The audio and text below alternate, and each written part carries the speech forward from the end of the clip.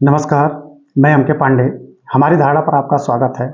आज का यह वीडियो देश में बच्चों में कुपोषण की स्थिति के संदर्भ में है। जानकारी शुरू करने से पहले आग्रह है कि आप हमारे चैनल को सब्सक्राइब कर लें तथा इस वीडियो को लाइक और शेयर जरूर करें। आज देश में बच्चे बहुत अच्छा पोषण नहीं पा रहे हैं और कुपोषण के शिकार बहुत सारे बच्चे हैं। आंकड़े भी उनके उपलब्ध हैं और बच्चों में कुपोषण कई स्तर पर है, तो हम उसकी जानकारी देते हैं और इसे दूर करने के लिए हम अपनी तरफ से जरूर थोड़ा सा सुझाव प्रस्तुत करेंगे। तो सबसे पहले यह जान लेना जरूरी है कि कुपोषण की स्थिति क्या है। कुपोषण की स्थिति वह स्थिति है जब कोई भी नागरिक, कोई भी व्यक्ति, चाहे बच्चा हो, चाहे युवा हो और चाहे बुजुर्ग, अगर वो पर्याप्त पोषकता नहीं लेता है तो शरीर में विविध अंग उपांग ठीक से काम नहीं करते हैं और कई व्याधियां हो जाती हैं। तो इसी स्थिति को हम कुपोषण कहते हैं। शरीर ठीक ढंग से काम नहीं कर पाती है तो पोषकता की कमी हो जाती है। और पोषकता के संदर्भ में अगर हम चर्चा करें तो भोजन के अवयव 7 हैं: कार्बोहाइड्रेट, प्रोटीन, वसा, पानी, खनिज, विटामिन। रेशा न तो पचता है न ही इसका अवशोषण होता है। इन 6 को वह आधार देता है। तो असली पोषक तत्व तो इन्हीं 6 अवयवों में है: कार्बोहाइड्रेट, प्रोटीन, वसा, पानी, खनिज, विटामिन में। इनकी अपने स्तर पर अगर कमी होती है तो इनके विकार जरूर शरीर में उत्पन्न होते हैं। तो अल्प पोषण कुपोषण का एक प्रमुख आधार है। दूसरा, अगर इनका अधिक सेवन भी किया जाता है तभी विकार आते हैं, तो तभी कुपोषण की स्थिति बनती है। तो कुपोषण में अल्प पोषण और अतिपोषण दोनों आता है। आज देश में यह दोनों स्थिति पाई जाती है। बच्चे इसके शिकार हैं, कुपोषण के शिकार हैं। आंकड़े उपलब्ध हैं। आंकड़े जो उपलब्ध यहाँ हैं वह राष्ट्रीय परिवार स्वास्थ्य सर्वेक्षण NFHS 5 के आंकड़े हैं जो 19-20 में जारी 19-20 के लिए हैं और दिसंबर 2020 में जारी किए गए थे। तो इनमें 4-5 ऐसे शब्द हैं जो कुपोषण की स्थिति को दर्शाने वाले हैं। तो वे शब्द हैं, सबसे पहले वेस्टिंग, स्टंटिंग, कम वजन, अधिक वजन और बच्चों में हीमोग्लोबिन की कमी। ये आंकड़े जो इस सर्वेक्षण में प्रस्तुत किए गए हैं वे आंकड़े हम आपके सामने रखते हैं। आज देश के सभी बच्चों में 5 वर्ष से कम उम्र के बच्चों में वेस्टिंग के शिकार 19% हैं, जबकि स्टंटिंग के शिकार 36%, या यूँ कहें कि 35.5% का आंकड़ा आता है, उसको हम 36 भी कह सकते हैं। कम वजन के शिकार बच्चे 32% हैं, जबकि अधिक वजन से शिकार 3%। बच्चों में 5 वर्ष से कम बच्चों में हीमोग्लोबिन की कमी लगभग 60% बच्चों में है, 67%। तो कुपोषण की स्थिति को प्रस्तुत करने के लिए ये आंकड़े सामने उपलब्ध हैं।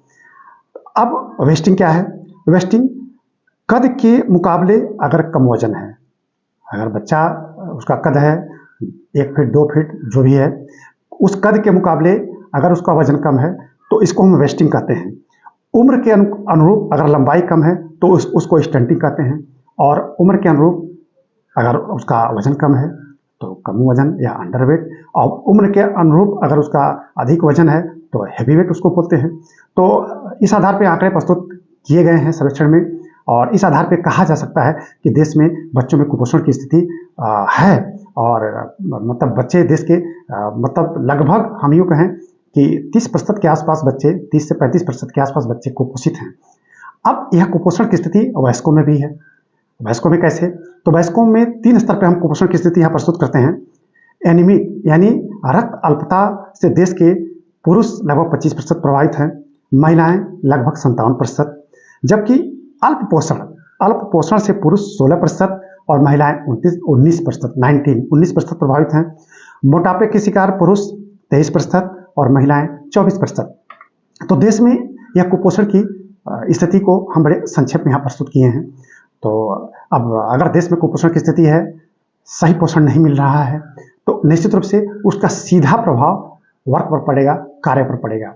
बच्चे कल का भविष्य हैं। अगर बच्चे स्वस्थ नहीं रहेंगे तो हमारा कल का भविष्य जरूर प्रभावित हो जाएगा। तो हमें यह ध्यान रखना होगा कि बच्चे निश्चित रूप से स्वस्थ हों, स्वस्थ उनका जीवन यापन हो, उनका सही संरक्षण हो और तथा वो पढ़ लिख के खूब आगे बढ़ें।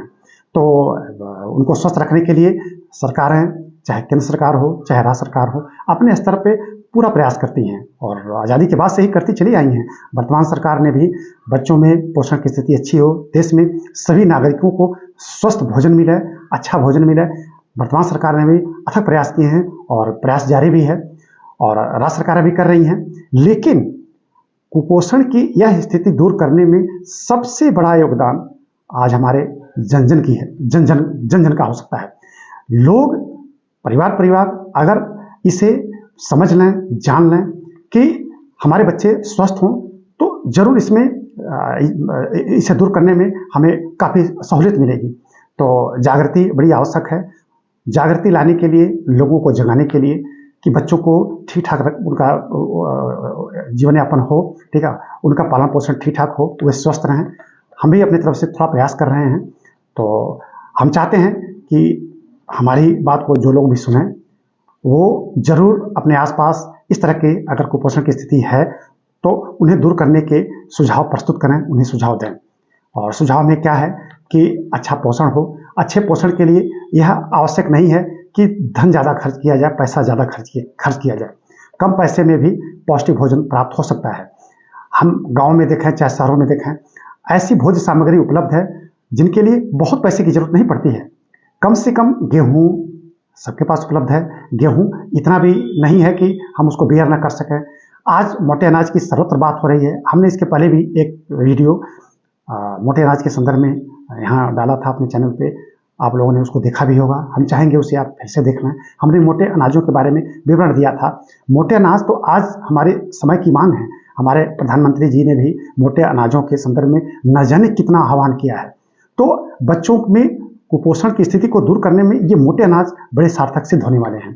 तो गेहूँ पौष्टिक हमारा आहार है, दाल है, और हम साग सब्जियां हम देख ही रहे हैं, आसपास हमारे सब कुछ उपलब्ध है।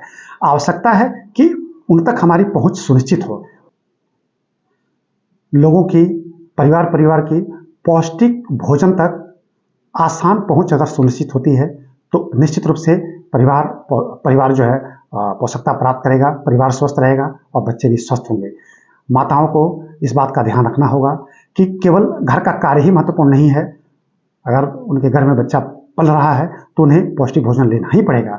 हम अपने समाज में देखते हैं, आज भी यह धारणा व्याप्त है कि घर की महिलाएं काम में तो ज़्यादा लगी रहती हैं, और ख़ास करके ऐसी गर्भवती महिलाएं काम में अधिक लगी रहती हैं। उनको अपने बच्चे की तरफ ध्यान कम जाता है। उनके पेट में बच्चा पल रहा है, उसके पोषण की तरफ उनको ध्यान रखना चाहिए, ठीक है। घर में अपनी पोषकता पर उनको बहुत ज़्यादा ध्यान रखना चाहिए। बच्चा पैदा होता है तब भी उनकी फीडिंग, पौष्टिक फीडिंग बड़ी आवश्यक है। बच्चे को भी पूरा स्वस्थ रखना होगा। तो हमको परिवार को, हम सबको इसके लिए प्रयास तो करना ही होगा। सरकारें तो कर ही रही हैं।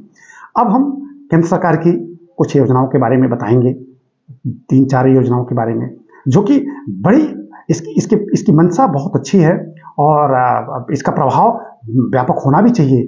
जिस मंशा से यह कार्यक्रम संचालित हैं, अगर यह मंशा पूर्ण हो जाती है, इसके लक्ष्य पूर्ण हो जाते हैं, तो देश में कुपोषण की स्थिति दूर हो जाएगी।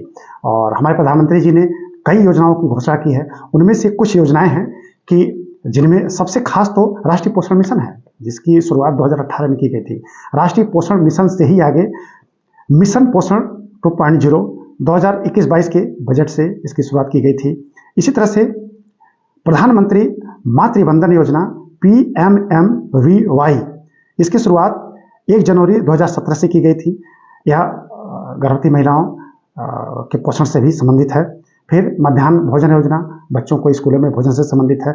इसका वर्तमान में नाम PM पोषण योजना 2021-22 से कर दिया गया है। इसी तरह से पोषण वाटिका स्कीम है।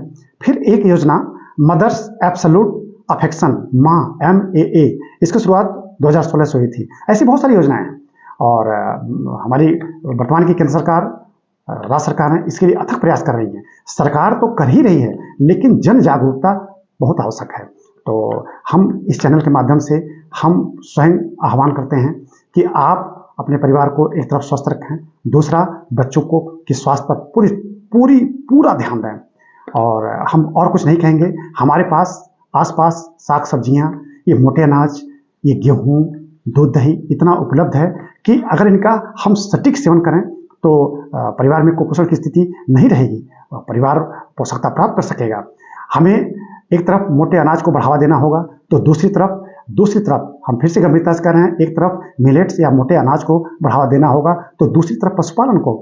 पशुपालन पशुपालन तो हम हमारे नस नस में सदैव से बसा रहा है। कृषि के साथ पशुपालन हमारी अनिवार्य आवश्यकता रही है, आज उसको पुनः अपनाना होगा।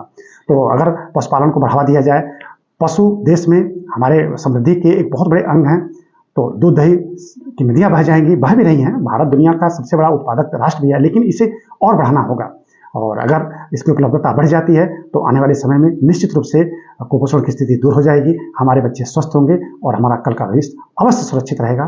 तो यह आज का वीडियो यहीं समाप्त करते हैं। धन्यवाद।